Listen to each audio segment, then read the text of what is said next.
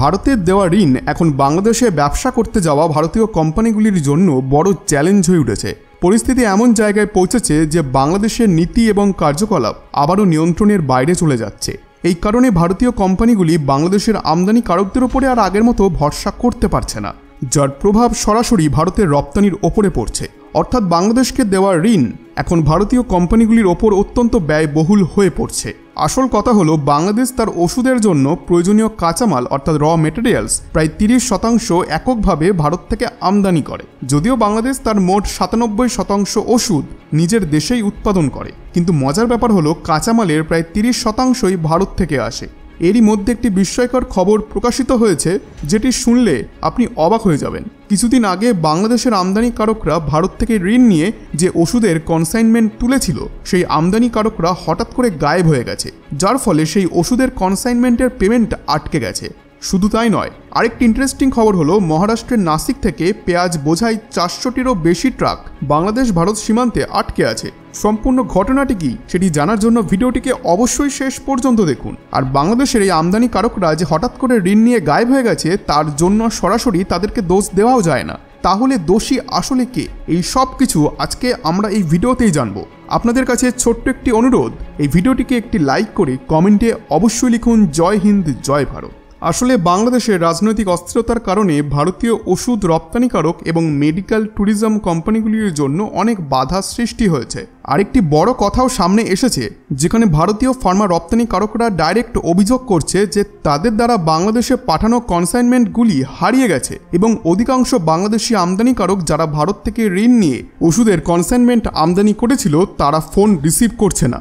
যারা phone receive করছে তারা ভারতকে পেমেন্ট দিতে স্পষ্টভাবে অস্বীকার করছে। বাংলাদেশি আমদানিকারকরা প্রায় প্রত্যেকটি সেক্টরে এইভাবে লোন নিয়ে মাল তুলছে, কিন্তু পেমেন্টের কথা উঠলেই তারা আর কোনো কথাই বলছে না এবং টাকা দিতে অস্বীকার করছে। এটি ভারতের জন্য অত্যন্ত চিন্তার বিষয়। যেই বাংলাদেশকে ভারত সবসময় সাহায্য করে এসেছে, সেই বাংলাদেশের আচরণ এখন এইভাবে বদলে যাচ্ছে। কারণ বাংলাদেশের প্রাইভেট কোম্পানিগুলি থেকে শুরু করে সরকারি প্রতিষ্ঠানগুলো পর্যন্ত একদিকে যেমন ভারতের থেকে ঋণ নিয়ে বসে আছে, এবং অন্যদিকে বাংলাদেশের অন্তর্বর্তীকালীন সরকার মোহাম্মদ ইউনূস ভারতের সঙ্গে তাদের সম্পর্ককে ঠিক রাখার কথাও বলছেন। তবে বাংলাদেশে এরকম একটি হুমকি দেওয়া হচ্ছে যে যদি ভারত কিছু বাংলাদেশ বিরোধী পদক্ষেপ নেয়, তাহলে তারা চীনের সহায়তায় ভারতের চিকেন নেক বন্ধ করে দেবে এবং ভারতের উত্তর পূর্বাঞ্চলীয় রাজ্যগুলিকে ভারতের মূল ভূখণ্ড থেকে বিচ্ছিন্ন করে দেবে। অর্থাৎ বাংলাদেশ এখন পশ্চিমবঙ্গকে নিজেদের দেশ হিসেবে দাবি করার চেষ্টা করছে এবং ভারতকে উল্টো হুমকি দিচ্ছে। শুধু তাই নয়, বাংলাদেশ ভারতের প্রতিবেশী দেশ হয়েও ভারতের বিরুদ্ধে যা সিদ্ধান্ত নিচ্ছে তা দেখে বোঝা যায় তারা পাকিস্তানের সঙ্গে মিলে পারমাণবিক অস্ত্র তৈরি করার পরিকল্পনাও করছে এবং পাকিস্তান থেকে শর্ট রেঞ্জের গৌরী ক্ষেপণাস্ত্র যেটি ভারত বাংলাদেশ সীমান্তের কাছেও স্থাপন করতে পারে। সম্প্রতি ঢাকা বিশ্ববিদ্যালয়ের একজন অধ্যাপক ভারতের বিরুদ্ধে একটি বক্তব্য দিয়েছেন, যেটি অত্যন্ত স্পষ্টভাবে বোঝাচ্ছে যে বিশ্ববিদ্যালয়ের অধ্যাপকরাও কোথাও না কোথাও ভারতের সঙ্গে তাদের বাণিজ্যিক সম্পর্ককে ছিন্ন করতে চাইছে। একদিকে তারা ভারতের সঙ্গে ডিস্টেন্স বাড়াচ্ছে, অন্যদিকে পাকিস্তান ও চীনের সঙ্গে ভালো রিলেশন গড়ে তুলে তাদের বাণিজ্যকে ধীরে ধীরে পাকিস্তান ও চীনে স্থানান্তরিত করছে। অর্থাৎ যেদিকে বাংলাদেশ মাঝে মাঝে বলে থাকে যে তারা ভারতের সঙ্গে বাণিজ্যিক সম্পর্ককে বাড়াতে চায়, কিন্তু তাদের কার্যকলাপে তা মোটেও দেখা যাচ্ছে না। কিন্তু যখন দুটি দেশের মধ্যে নির্ভরশীলতার কথা আসে, তখন বাংলাদেশের প্রায় পুরোপুরিটাই ভারতের ওপরেই নির্ভরশীল, সেটি র ম্যাটেরিয়ালস বা অর্থনৈতিক সহায়তাই হোক না কেন। এখন আমরা ইতিমধ্যে উল্লেখ করেছি বাংলাদেশের ফার্মা শিল্প কিভাবে ভারতের ওপরে নির্ভরশীল। যদিও বাংলাদেশ তার মোট 97% ওষুধ নিজেই উৎপাদন করে, কাঁচামালের 30% ভারত থেকে আসে। যদি ভারত এই রপ্তানি বন্ধ করে দেয়, তবে বাংলাদেশের ফার্মা ইন্ডাস্ট্রি ধ্বংস হয়ে যাবে। কারণ এটি আপনাদেরকে জানিয়ে রাখি, প্রতি বছর ভারত নিজে প্রায় $50 মিলিয়ন ফার্মাসিউটিক্যাল পণ্য বাংলাদেশে রপ্তানি করে। ভারতের ফার্মাসিউটিক্যাল এক্সপোর্ট প্রমোশন কাউন্সিলের মতে, বাংলাদেশে রপ্তানি করতে গিয়ে ভারতীয় রপ্তানিকারকরা এখন কিছু ঝুঁকির সম্মুখীন হচ্ছেন, যা ভারতের জন্য ক্ষতির কারণ হয়ে দাঁড়াচ্ছে। কারণ বাংলাদেশের এই আমদানিকারকরা লোন নিয়ে হঠাৎ করেই গায়েব হয়ে গেছে।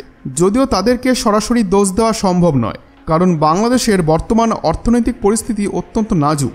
আর এটিও বোঝা যাচ্ছে যে বাংলাদেশি বিজনেসম্যানদের এই মুহূর্তে তাদের বকেয়া টাকা শোধ করার মতো সামর্থ্য নেই। আর এর প্রভাব ভারতের মেডিকেল ট্যুরিজমেও পড়েছে, কারণ যেসব বাংলাদেশি নাগরিক ভারতে চিকিৎসা করার পরিকল্পনা করেছিলেন তাদের পরিকল্পনা এখন সম্পূর্ণভাবে বদলে গেছে। গত বছর প্রায় 4.5 লাখ মানুষ শুধুমাত্র চিকিৎসার জন্য ভারতে এসেছিলেন। আর একটা সময় এমন ছিল যেখানে ভারত ওষুধের র মেটেরিয়ালের ইম্পোর্টার হিসেবে পরিচিত ছিল। আর বর্তমানে ভারত নিজেরাই ফিনিশড ওষুধ এবং কাঁচামালের জগতে অন্যতম বড় নাম হয়ে উঠেছে। ভারতের ফার্মাসিউটিক্যাল শিল্পের বর্তমান মূল্য $65 বিলিয়ন এবং 2030 সালের মধ্যে একটি $130 বিলিয়ন পৌঁছানোর আশা করা হচ্ছে।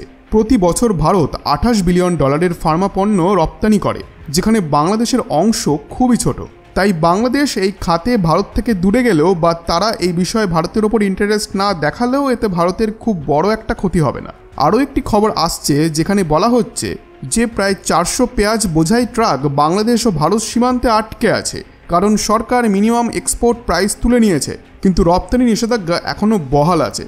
তো এখন আপনারা কি মনে করেন, বাংলাদেশের আমদানিকারকরা যেভাবে ভারতীয় কোম্পানিগুলিকে প্রতারণা করছে, এরপরেও কি ভারতের উচিত তাদের ওপর বিশ্বাস করা? আপনাদের জন্য কমেন্ট বক্স খোলা রইল, আপনাদের মতামত অবশ্যই কমেন্টে জানান। আর আপনাদের কাছে আবারও একবার ছোট্ট অনুরোধ করছি, ভিডিওটিকে লাইক করে আমাদের এই চ্যানেলটি আজই সাবস্ক্রাইব করে দিন, কারণ আমরা আপনাদের সামনে এইরকমই তথ্যমূলক ভিডিও পেশ করি। ধন্যবাদ।